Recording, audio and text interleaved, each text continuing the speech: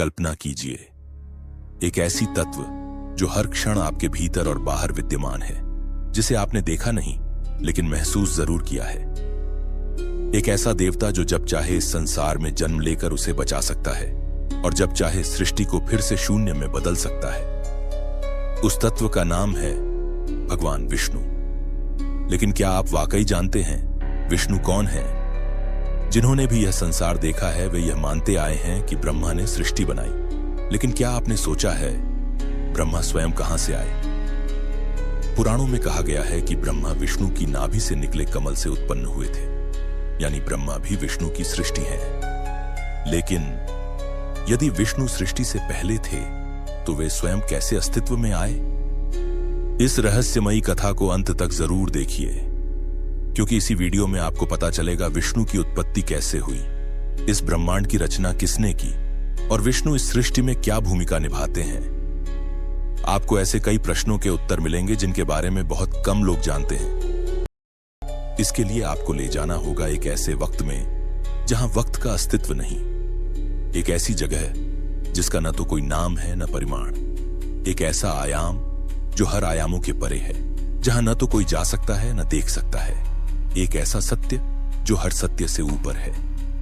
आइए मिलते हैं सदाशिव से।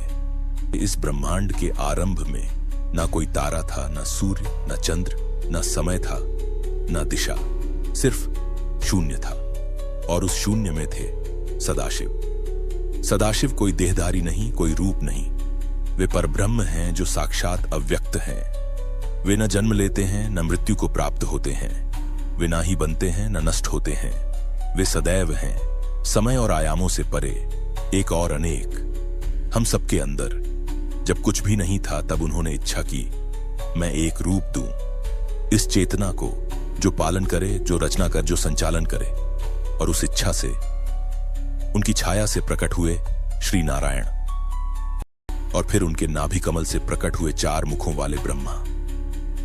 यह कमल कोई साधारण पुष्प नहीं था, यह हिरण्य गर्भ था, चेतना और सृष्टि का बीज।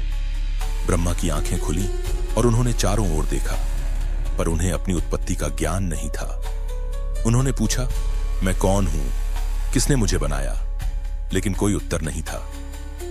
तब उन्होंने ध्यान किया हजारों वर्षों तक, और अंत में उन्होंने देखा नारायण को योग निद्रा में लीन, और जाना कि वे उन्हीं की नाभि से जन्मे हैं।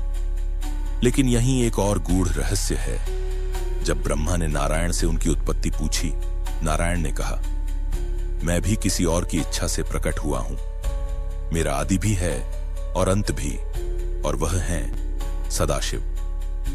तब ब्रह्मा ने पहली बार ध्यान किया शिव तत्व पर, और उसी क्षण प्रकट हुए शिवलिंग के रूप में सदाशिव। यह शिवलिंग था जिसका ना आदि ना अंत, और वहीं से आरंभ हुई त्रिमूर्ति।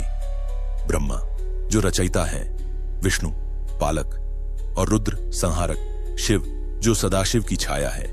अब आते हैं श्री विष्णु के सत्य में। कल्पना कीजिए एक अनंत महासागर जिसे क्षीर सागर कहते हैं। वहां एक विशाल शेषनाग पर कोई शांत स्वरूप में लेटे हैं। उनका रंग नीला है जैसे समुद्र की गहराई, आंखें बंद हैं, लेकिन वह सब देख रहे हैं। उनके चरणों के पास लक्ष्मी है। शेषनाग जिन पर विष्णु विराजमान हैं, उनके 1000 फनों से समय का प्रवाह निकलता है। क्षीर सागर एक भौतिक स्थान नहीं बल्कि चेतना का स्तर है, जहां केवल योगी अपने ध्यान में पहुंच सकते हैं। विष्णु कोई सामान्य देवता नहीं है, वे केवल पालक नहीं हैं, वे समय के आर पार हैं। पुराणों में कहा गया है कि वैकुंठ का प्रवेश द्वार केवल भक्तों के लिए खुलता है। योगी जन कहते हैं वैकुंठ कोई दिशा नहीं, एक स्थिति है जहां आत्मा पूर्ण शांति में प्रवेश करती है। राम और कृष्ण विष्णु के अवतार हैं, लेकिन नारद पुराण में यह भी कहा गया ये अवतार केवल रूप नहीं बल्कि ऊर्जा के प्रयोग हैं। राम धर्म के ऊर्जा के स्वरूप है, कृष्ण ज्ञान की ऊर्जा का स्वरूप, और अगले कल के अवतार में विष्णु विनाश और पुनर्निर्माण की ऊर्जा का स्वरूप होंगे। भविष्य पुराण के अनुसार विष्णु ने पहले से ही 1000 युगों के लिए योजनाएं बनाई हैं, जिनमें हर युग में अलग ऊर्जा के साथ उनका प्रकट होना तय है। बहुत लोग पूछते हैं क्या आज विष्णु धरती पर हैं? और उत्तर है हाँ, लेकिन रूप में नहीं, ऊर्जा में। जहां भी कोई ध्यानस्थ साधक बैठा है, जहां भी कोई मां अपने बच्चे को सुला रही है, वहां विष्णु है। विष्णु के अंशावतार आज भी पृथ्वी पर जन्म लेते हैं, जिन्हें हम संत, गुरुओं या महात्माओं के रूप में पहचानते हैं। ब्रह्मवैवर्त पुराण कहता है, कलयुग के अंत में जब अधर्म की सीमा टूटेगी, तब विष्णु स्वयं कल्कि के रूप में प्रकट होंगे। उनका वाहन सफेद घोड़ा होगा। उनका उद्देश्य अधर्म का विनाश और सत्य युग की वापसी होगी।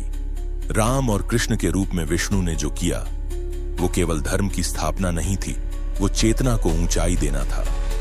और आज भी हर भक्त के हृदय में कहीं न कहीं विष्णु मौन रूप में बैठे हैं। अगर आपको यह रहस्य और ज्ञान से भरी कहानी अच्छी लगी तो कृपया हमारे चैनल को सब्सक्राइब जरूर करें, इस वीडियो को लाइक करें और कमेंट में लिखें ओम नमः शिवाय।